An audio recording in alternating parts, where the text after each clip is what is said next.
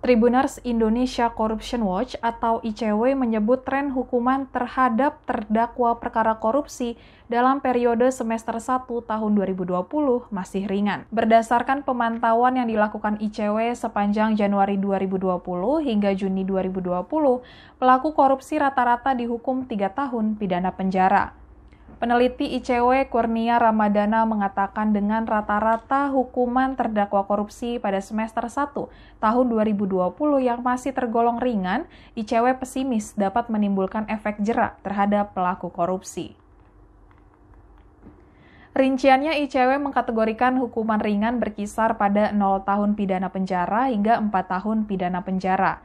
Hukuman sedang berkisar antara 4 tahun hingga 10 tahun pidana penjara dan hukuman berat di atas 10 tahun penjara. Dari pemantauan yang dilakukan ICW sepanjang semester 1 tahun 2020, terdapat 1.008 perkara korupsi dengan 1.043 terdakwa yang disidangkan di Pengadilan Tindak Pidana Korupsi, Pengadilan Tinggi, dan Mahkamah Agung. Dari jumlah tersebut, Pengadilan Tipikor atau Pengadilan Tingkat Pertama menyidangkan 838 perkara korupsi dengan rata-rata hukuman yang dijatuhkan terhadap terdakwa korupsi 2 tahun 11 bulan penjara. Sementara itu, Pengadilan Tinggi atau Pengadilan Tingkat Banding mengadili 162 perkara dengan rata-rata hukuman 3 tahun 6 bulan penjara.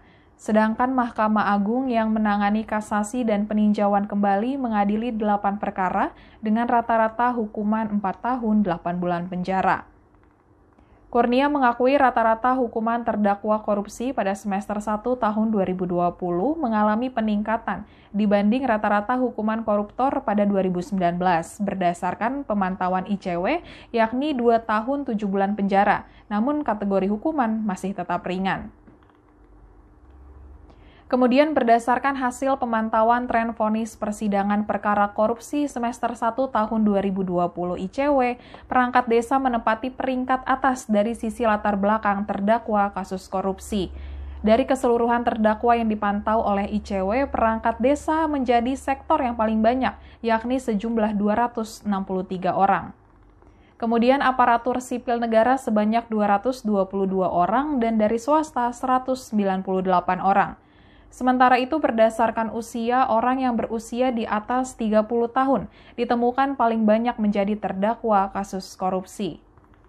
Kemudian usia di bawah 30 tahun hanya sebanyak 14 orang, sedangkan di atas 30 tahun mencapai 379 orang. Kemudian mayoritas terdakwa kasus korupsi sepanjang semester 1 tahun 2020 adalah laki-laki. Dari 906 terdakwa korupsi yang teridentifikasi, sebanyak 896 terdakwa berjenis kelamin laki-laki.